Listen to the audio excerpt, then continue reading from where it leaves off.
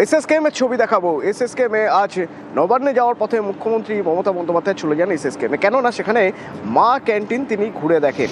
এই মা ক্যান্টিনের কি কি ঘুরে দেখছেন, খাবারের গুণগত মান, পরিবেশ, কোন পরিবেশে কিভাবে রান্না হচ্ছে।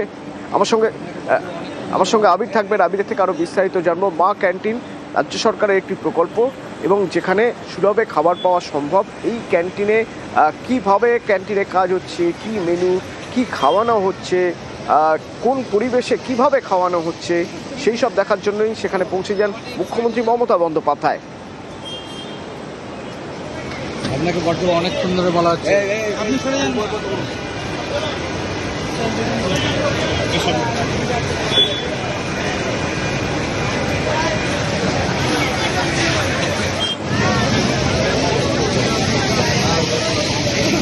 মুখ্যমন্ত্রী মমতা বন্দ্যোপাধ্যায় আজ হঠাৎই নবান্নে যাওয়ার পথে ঘুরে গেলেন এসএসকেএম এর মা ক্যান্টিন।